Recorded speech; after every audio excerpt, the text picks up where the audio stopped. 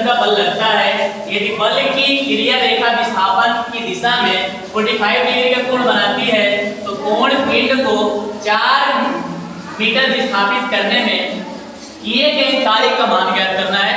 अर्थात हमको उसकी उस पिंड पे कितने कार्य हो रहे हैं वो बताना। ठीक है, जिसने पूछा किसी बच्चे ने पूछा इस क्वेश्चन को ध्यान से देखिए, बहुत ही अच्छा क्वेश्चन है और बहुत ही इजी है, बहुत डिफिकल्ट भी नहीं, बहुत इजी है। एक पिंड पर सबसे बड़ी ये फिजिक्स का क्वेश्चन है तो सबसे पहले जब हम हल करेंगे बेटा तो इसमें ये लिखते चलेंगे कि इसने क्या क्या दिया है, क्या चीज क्या क्या दिया। जब दिया पता कर लेंगे तो हमको फार्मूला भी पता चल जाएगा कि कौन सा फार्मूला रखना है, क्योंकि बिना फार्मूले का आप क्वेश्चन को हल नहीं कर सकते। चलिए आगे देखते हैं।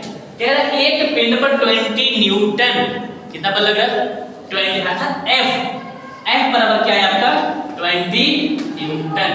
ये किसकी वैल्यू है F की। जहां पे N दिख जाए, जहां पे न्यूटन दिख जाए, न्यूटन का मतलब होता है फोर्स अर्थात बल। F बराबर 20 न्यूटन। आगे देखिए, अब बता रहे क्रिया रेखा विस्थापन की दिशा में 45 डिग्री का कोण बनाता है। कितने डिग्री का कोण बनाना हो 45 डिग्री का, अर्थात थीटा इक्वल टू 45 डिग्री। कितना कोण बना रहा बेटा थीटा इक्वल टू 45 डिग्री। आगे देखिए, तो पिंड को 4 मीटर विस्थापित करने में अर्थात 4 मीटर आगे बढ़ाने में अर्थात विस्थापित करने में अर्थात D बराबर आपका क्या दिया है 4 मीटर। अब D क्यों लिखेंगे इसको, क्योंकि इंग्लिश में इसको कहते हैं डिस्प्लेसमेंट। विस्थापन को इंग्लिश में क्या कहते हैं डिस्प्लेसमेंट। डिस्प्लेसमेंट मतलब D बराबर क्या होगा 4 मीटर। अब हमको सब कुछ मिल गया, कह रहा है कि कार्य बताइए था W बताइए कि W क्या वर्क मतलब कार्य, इसलिए इसको W से डिनोट करते हैं वर्क। तो कार्य का मात्रक क्या होता है जूल। जो आंसर आएगा किसमें आएगा जूल में। चलिए आगे देखते हैं हम लोग।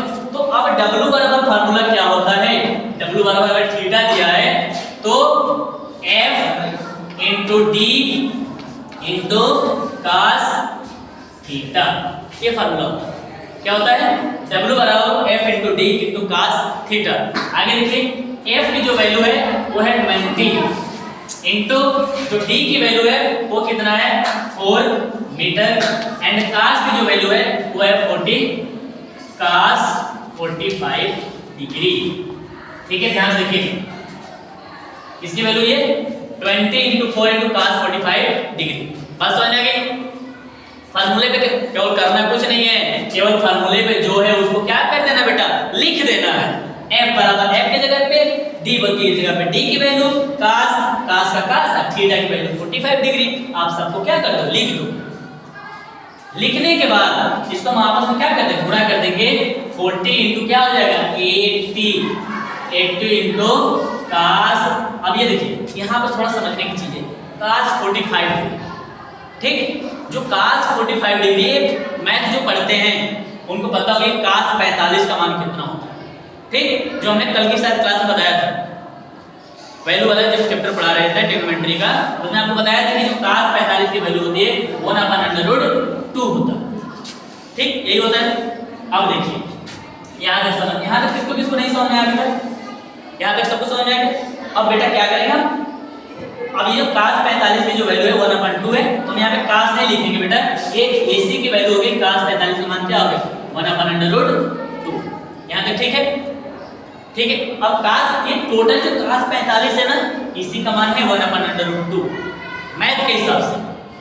मैथ में भी ट्रिग्नोमेट्री चैप्टर में है आपके 8 पॉइंट शायद 2 या 3 होगा, 2 में ही है वैल्यू लाइन 8.2 में ही है। ठीक है, चलिए अब हम क्या कर देंगे इसको ऊपर का ऊपर मल्टीप्लाई कर दिए, हम मान लेते 1 है अपने मन से। ठीक, ऊपर ऊपर गुणा कर दिए, नीचे का नीचे गुणा कर दीजिए तो 80/√2। ठीक, 80 बटे में √2 आ गया।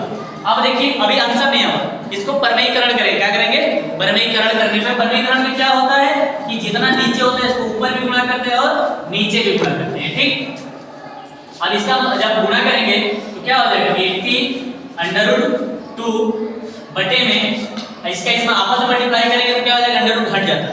बताया था ना कि जब भी √2 से मैथ की क्लास में बताया था जब अंडर रूट से गुणा करते हैं तो क्या होता है, अंडर रूट हमारा हट जाता है, तो आपके क्या हो जाएगा बस 2 हो जाएगा।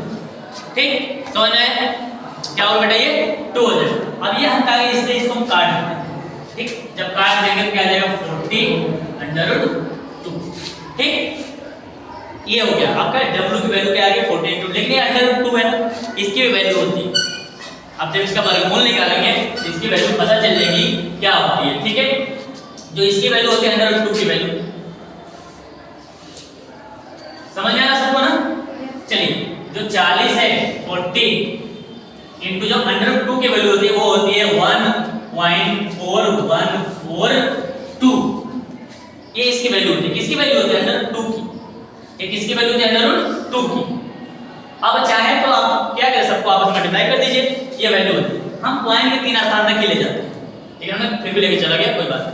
पॉइंट के कितने स्थान तक ले जाएंगे, ओनली 3 के अलावा पॉइंट 1 नहीं ले जाते। ठीक है, अब क्या करते हैं, इसका इसको आपस में मल्टीप्लाई करते हैं। 4 2 जा 8 और 4 4 जा 16 कैरी 1 और 4 1 जा 5 कोई कैरी नहीं है ना, और 4 4 जा 16 कैरी 1 और 4 1 जा 5। यहां तक अब कितने डिजिट, अब एक और जीरो यहां पड़ जाए क्योंकि जीरो छूटा। ठीक, अब ध्यान दीजिए कितने डिजिट पॉइंट लगा 1 2 3 4 1 2 3। ठीक, अब आपका आंसर क्या आ जाएगा 56.568 जूल, क्योंकि पॉइंट के बाद जीरो की कोई महत्व नहीं होता है, इसलिए आपका आंसर आ जाएगा W बराबर क्या आ गया 56.568 जूल। जूल क्यों जूल लिखा गया, क्योंकि कार्य का मात्रक होता है, कार्य की यूनिट होती है, वर्ग की यूनिट होता है क्या जूल। तो आपका ये आंसर आ गया। सबको समझ में आ गया, चलिए नोट कर लीजिए इसको।